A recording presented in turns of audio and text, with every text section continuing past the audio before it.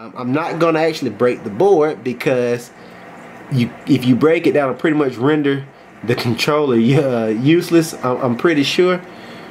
But I'm curious about some stuff, so I'm going to work on some different ways to trick this out, because we are going to install a center LED on this one, on the newer body. I've done this one 100 times, but I'm going to show you. But again, here's the difference. Give you better perspective. You can see my fingernail through there. There's a big hole on this one where LED could fit right through with no problem. On the newer ones, there is no hole. So we got to figure a way to outsmart this, and that's what we're going to do. And the crazy thing that they did here, let me see if I can find one of these, because this is funny too, is they changed this because I think they stopped wanting us to mod these controls. How funny is that? If you look at this, this is what goes under the way we used to mod them. LED light goes through there. Once the LED light goes through there,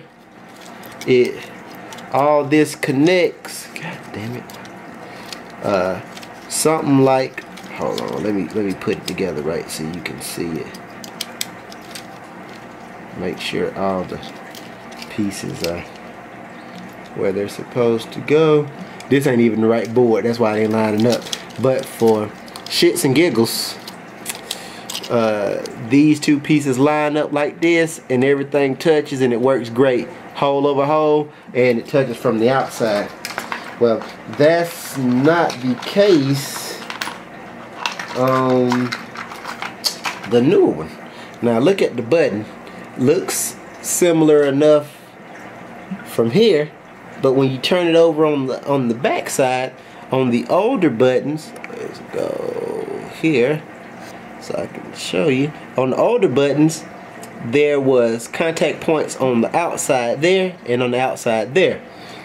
On this newer button, the only contact point, come on, focus, there it goes, that's the only point that's the contact. So you went from 2 outside focus points, 1, 2, and here's a top bottom comparison, to just a single center focus point. So we got to trick this out somehow.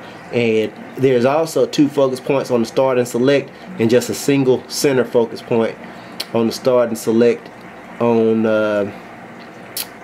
this newer button. So what we've got to do is figure out how to get past this, and I think I may have a solution. I just don't know what that is right yet. So what I'm going to do is, you definitely can't use a hole puncher anymore on these, because the hole punch would take a big circle out. So what I may have to do is strategically cut light sources out, which is not very fun. So let me work on this for a minute. Okay guys, so it took me about 5 minutes to figure out a partial solution. This is probably going to be a 3-part video, because I want to keep it short for you, around 5 to 6 minutes, but I also want to show you kind of where I'm going. So check it out. If you look in here close, you'll see that I've got the battery hooked up to the PCB board, and I've got the I'm just holding it together with my fingers. God dang it. And that is like a pain in the ass. But if you look at this button, you can see 2 holes in it like some sunglasses. I've carved it out, and I'll tell you why I did that. I'm thinking I'm gonna put a smaller shit, I don't want to put this down yet. Let me show you what I did first. I carved it out, and there's only just a little, kind of like a thong. There's just a little piece of that contact left in there that needs to touch that center. And I determined that as long as that little piece of contact touches the center, this controller will work. So if my premise is correct, you should see the controller status lights come on when I put this button over the start select and push that button. So here's the moment of truth. I'm lining it up now.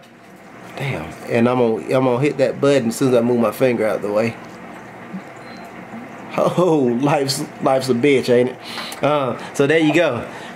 And my PlayStation is in my game room setup number 2, and this controller connected, so I'm able to play if I had all my other buttons together. And there's only this little tiny piece of contact. Where's my screwdriver? There's only a little piece of contact in here that's right there, just barely. It's just a little strip, and that little strip is all you need to actuate that controller, to activate it, if you will.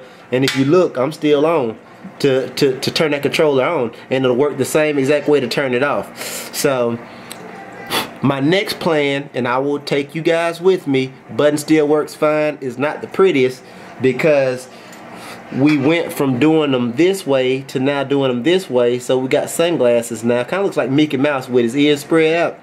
But we're going to hopefully put a smaller LED out the side on either side that will illuminate the entire PS button. That's the effect we want. And so we're going to do 2 LEDs, smaller LEDs, in the place of 1 larger LED. I'm going to take you with me. That'll be in the next video. Gotta stay tuned. It's getting good. I'm out. Peace.